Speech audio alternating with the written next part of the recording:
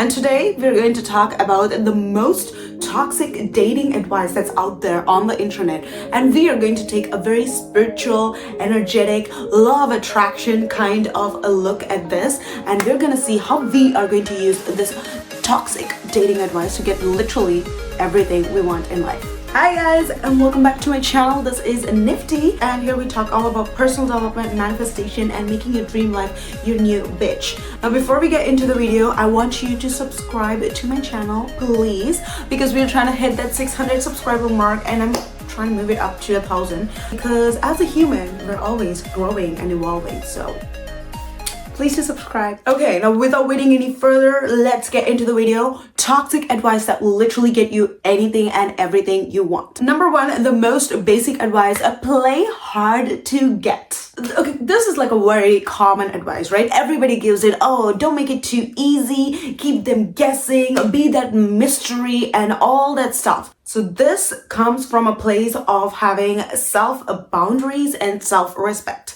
So when you're somebody who's playing hard to get, it does not mean that you're actually trying to play hard to get, but you actually have a really strong boundaries about what it is that you want in life. So when you know what you want and when you know what you're willing to accept, if someone doesn't show up in your life that way, you are not going to be okay with it. And that's the reason we say play hard to get, because when you're playing hard to get, when you're setting those standards for the other person to meet those standards in order to get to know you, in order to be with you, in order to get together with you, you are just ensuring that the people that come into your life actually live up to the standards that you expect them to live up to. One thing we see so many girls say nowadays is, oh my god, he was so good in the start and then he changed, like he wasn't doing all those things. In the first few dates he was awesome, but then in the third date he stopped doing those things. Why do you think that was? It was because of you, baby girl, because you had those standards in the first few dates and then you started letting those standards slide. And when you started to let those standards slide, he thought it's okay to get away with whatever he's giving, because now he's okay giving you the bare minimum. So stop letting those standards slide. Keep your standards high, and keep your standards high throughout your relationship. Don't be that girl who's like, oh, I want a guy to pay for me and, you know, take me out on dates and he pays for everything. I don't want to do 50-50. But then don't be the girl who offers to pay on the third date because you're feeling bad. Because you are literally lowering your standards at that point. And once you do that, on date number 3, you have already set the precedent that every third date, I'm going to pay. And even if you don't intend on doing that, subconsciously in his brain, you're putting the idea that is what it's going to be like. You are literally training him to think that this is what it's going to be like. So no matter what it is that you have going on in your life, make it consistent. Make your standards consistent. Know your standards and make it consistent. And another reason why you want to kind of keep it a mystery, keep it guessing, is because as humans, it's very common psyche that we do not value something that comes easy to us. The most easy example, if you are somebody who worked really, really hard to make your first million, you are really going to value that first million. Compared to somebody who won a lottery and they got $1 million, they don't know how to handle that million. They're gonna splurge it, spend it, and within 6 months, all that money is gone and they're back to where they were. And the reason they do that is because they do not value that money. They do not understand how to treat it. They do not understand how to live as a millionaire. And that's the exact same thing when it comes to relationships. If the other person gets you easy, if they feel like, oh, you went on one date and this person is like, oh, takes out a wedding ring and wants to marry you, it could be the love of your life. This could be the exact person that you want. This could be your manifestation list. But if that person comes up to you and within the first date, he's like, oh my god, you're the one, this is it, pulls out a ring, well, you're not really gonna value that person that much, because even if you said yes, there is no pursuing. And especially for men, the more they pursue the woman, the more the woman makes them work for it, is when they start feeling that. When they feel like they have invested all that time, energy, resources into the woman, that is when they feel that connection, like, oh, I have to keep going. I have to keep working for her. It's simple. You value the things that do not come to you easy. If you have a guy who's always hitting you up, who's always trying to get with you, who's giving you all the time and attention in the world, You probably don't even look at him. These are the guys on the DMs that never get a text reply because they're just so available. Instead, be that person with a mystery. Be that person who's not available all the time, okay? Number 2, date multiple people at once. I feel like this is a more recent trend that has kind of started where people are like, oh, you should not be seeing one person, but you should be seeing multiple people at once. And this is a toxic advice, but let's talk some spirituality into it. The reason this advice makes sense on a spiritual level is because when you're dating multiple people at once, you are living in that state of detachment. You're not really attached to one person. You're not thinking about, oh, I texted this person like 12 hours ago. Why have they not replied back? You are not focusing on that person, but you are living a more detached life, because if that person doesn't text you, well, there's 2 other people who are texting you. So you're not really focused on that person. And also you are living in that state of abundance because you're not attached to one person. You see that there's multiple people pursuing you, multiple people texting you, multiple people asking you out. So you are living in that state of abundance. When you are living in that detached state, in that abundant state, that is what you're attracting more of. And honestly, I think it kind of adds a little bit flair to the relationship if the other person knows that, oh, this person has their options open. This person is seeing other people. So if that person, the other person is really into you, they will see this as a challenge. They will see this as, oh, this woman is being pursued by other men too. Like, I have to make a move. I have to lock this chick down before some other guy takes her away. And again, if you're worried, oh, but if I do this, what if he leaves me? Well, baby girl, then he's not the one, because you want a man who will pursue you, who will make sure that he gets you. If he's the kind that's like, oh, you're seeing other people, well, maybe, you know, that's toxic for me. I don't want to see you. Well, boy, bye. Go away. There's other people who want to pursue me, other people with more masculine energy who know what they want and who know how to pursue it and get it. And we don't want this low effort people who want things just because it comes easy to them, okay? So know your worth, know your value, and date multiple people, and may the best man win. Toxic dating advice number 3, don't text too early. Okay, the reason this makes sense on a spiritual level is because when you see somebody's text, you know, when you're like anticipating that they're gonna text you or whatever, and you see that text and you get all excited, you know, and you want to reply back, you want to give them that attention, that love, that energy. But the reason you want to take a little bit of time is to take a moment to check your energy and to reply from a more calm, grounded state. This reminds me of a quote I read: don't make promises when you're really happy, and don't get into arguments when you're really upset. Because on these 2 occasions, you're going to say something, you're going to promise something. At a later stage, when your mood is more regulated, you're going to be like, maybe I shouldn't have said that. Maybe I didn't really feel that. So the reason you want to take some time to text back is just to take a moment to just reflect on your energy, see how you're feeling, and get grounded, get into your energy, like your core energy, instead of replying back to that impulse energy that they just sent you. And that's also the toxic dating advice where you hear, oh, just ignore them, like just leave them on red, ghost them. All this thing is literally you taking your energy away from them and focusing that energy on yourself, because everything in the world is a reflection of you. So I have seen this so many times where, you know, I am talking to somebody and they're kind of like not showing up 100% that the way that I want them to. Then I just take a step back and I'm like, you know what? I'm gonna focus on me. Like, I don't need this half-ass energy in my life. I'm gonna focus on me. And as soon as I start doing that, as soon as I'm like doing something fun, going out, posting YouTube videos, making Instagram content or whatever, this other person sees that on my energy. They see that on my feed, and suddenly this person's like, oh, hey, what are you doing? Can I take you out for dinner on Friday? And I'm like, oh, so you see me in my energy, you see me in my feminine energy, you see me having such a good time, being such a light, and suddenly you want a piece of this energy. And that brings us to toxic advice number 4. Let them chase you. Okay, you can say what you want, but I will stand firm on this comment that a relationship is only happy if a man loves the woman more than the woman loves the man. Let's talk about it on a spiritual basis, okay?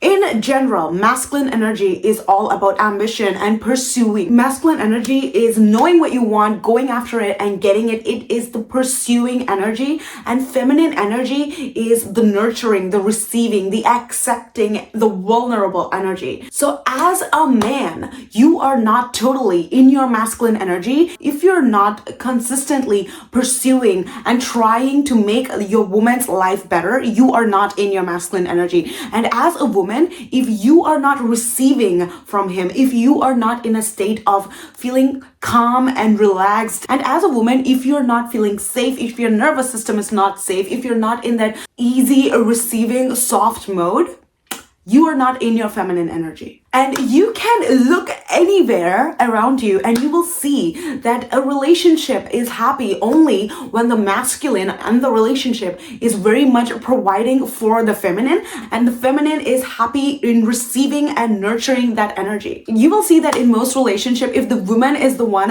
who loves the guy more, she's doing more for him, she's always there for him, she's babying him, she's momming him, is the relationships in which the women are always upset, they're unsatisfied, and they are not happy, and they don't know what to do to be happy because they don't understand that they are not in their feminine energy. For the guy, it's fine because he got another mom, he got somebody who's taking care of him and doing everything for him. So even if he's not in love with you, even if he's not completely pursuing you, he's okay just staying around because it's convenient for him. You're making his life convenient for him. So the toxic advice, let them chase you, is let the man get into his masculine energy. Give him a chance to become masculine. Give him a chance to take care of you. Give him a chance to take you out on dates, to plan the dates, to pay for you, because that is when a man is truly in his masculine, when he's able to take care of you, plan for you, provide for you.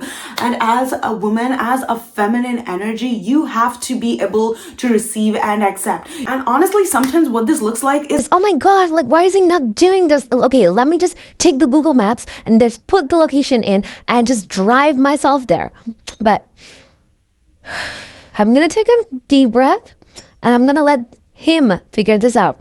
I'm gonna sit here in the passenger seat and play my favorite music while I let him figure out how to go use Google Maps and get there. And really, sometimes it is that easy, but also that tough to not take action. Even though you know everything, even though you are a hyper independent who can do everything by yourself, you need to take a step back and just be and receive and be in your feminine energy and let the man be a man and take care of it. And that's the whole point. We live in a generation where the moms were hyper independent and they made their sons very much dependent on them. And as a woman, if you are not giving him the space to step up and become a man, who is going to give him that space to become a man? So be that person who takes that little bit of extra time to let him chase you. Don't be the man, don't go after him, give him that opportunity to come to you. Number 5, leave at the first sign of a red flag. Leave him, ignore him, dump him, and it's all true. It's all true. Let me tell you why. It's spiritual reason why this makes sense.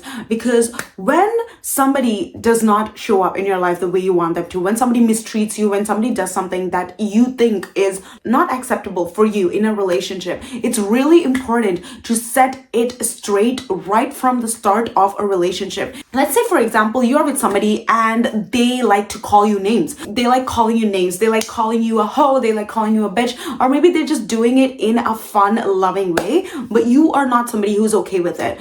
And you have told them to this, like you have communicated that, you know what, I don't like it when you call me like that and it doesn't make me feel comfortable. But you see that they're still doing that. They are repeating that behavior. What do you do in this place? Well, I will tell you what most women do. Most women are like, oh, you know what, he's good in like all this 90% other things. It's just that this one thing where he's like, okay, you know, he's like calling me names and whatever, and we start to compromise. We start thinking, oh, it's okay, you know, it'll be fine, I can live with it, and we start compromising. What happens when you compromise? First off, you are compromising on your self-respect. You are compromising on the things that you want in a life, and you are giving him the green flag saying that, okay, this is all right. When you're compromising, when you're like letting these things slide, you're telling him, you're teaching him that it's okay to treat you this way. And even though in the moment right now it might only be this one thing, you giving him that leeway, you giving him that pass to be able to do that is going to bring up more things like this in the future. And what that will lead to is number 2, resentment. Because somewhere deep down, even though you keep telling yourself, I'm okay with this, I'm okay with this, I'm okay with this, you are not okay with this, okay? You are going to feel resentful. You are going to get jealous. If you see somebody else in your reality who's treating their woman right, who's treating their woman the way that you would want to be treated, you are going to feel resentful. You're going to feel resentful towards that couple because they are living the life that you want. You're going to feel resentful towards your man because he's not treating you the way you want to be treated. And you're going to feel resentful towards yourself because you let yourself get in the situation where you settle for something that you know is not enough. So the reason it is important to leave them or cut them off when you see the first red flag is to set that boundary for yourself, to make sure that they know that this is not acceptable. And this is, I think, a very good thing. Now you are literally setting the stage for the other person to be like, okay, this is my standards. You either live up to the standards or you don't, or you can go away. It's so easy, and I don't know why so many people don't get it, because it's like selling a course. If you're selling a course, let's say you have a $3,000 course that you're selling, and somebody comes up to you and they're like, oh, hey, I really want to buy your course, but I only have $2,500. Like, would you give me a $500 discount? As a good business owner, as somebody who knows the value of your business, of your products, you will not give that $500 discount away. You will be like, oh, you know what? You can go out, like, do your thing. I'm sure you will manifest the $500 more and come back to me when you have that $3,000. That is what you will tell them as a good business owner. You won't be like, oh yeah, let me just discount my product for you because you are so special, client. No, babe, you are so too precious to discount yourself. So either that person steps up their game and makes up for that 500 that they don't have, or we're gonna find somebody else who's able to afford our price. So get very clear on what you want, and people, if they're not living up to it, be willing to cut people off. It is not the end of the world. They are not the sun and the stars. The earth won't stop spinning if they are not in your life, and they are not even that important. They came into your life a little while ago. You were doing fine before them, and trust me, you will do fine without them, and you will do better with somebody else and not them. So if they are not living up to your expectations, let them go. And the best part about this toxic dating advice is you are literally setting your standards so high with all these toxic dating standards that if somebody actually does end up coming into your life and meeting all these standards, they're going to be very high standard. This is not going to be a bare minimum man like the men from your past. This is actually going to be someone who's very much interested, very much willing to put in the work, and very much willing to go that extra mile for his woman to make sure that you are happy, because if you are happy, he is happy. Making you happy makes him happy, okay? Okay, and I want to leave with this, that as a society, as a culture, we have come to a place where everybody is playing a detachment game. Nobody wants to actually talk about their feelings. Everybody, at the first sign of red flag, they just want to ghost. They just want to go away. Don't do that. Like, be communicative with the other person. Talk to the other person. Let them know, because nobody can read your mind, okay? Law of attraction works, manifestation works, but it only works when you get clear on what you want. And if you like that person, you have to let them know what you want, so you can see if that person is able to live up to those expectations or not. So give them that option. Be clear, be transparent, be communicative about the things that you want, and see if that other person is able to step up their game and give you those things. And if not, that's completely fine, but don't be that bad bitch. Be a person who is truly authentically in their energy, who always gets what they want, not because they're manipulative, but because they understand their power. They understand what they bring to the table. You are the whole damn table. You are 5 fucking course meal, okay? Don't let anybody ever question that or make you feel otherwise, because you are a whole meal just the way you are. And if you enjoyed watching this video, please do leave a like. I do come out with a new video every week. And please do subscribe to my channel. We are trying to hit that 600 subscriber mark. And if any of this dating advice you disagree with and you think that, oh, I do not agree with you, Nifty, or something that you feel like, oh my god, I totally agree, like this completely changed my mind, I'm gonna do this, then let me know in the comments, guys. I love reading comments, and I will see you guys another time. Bye.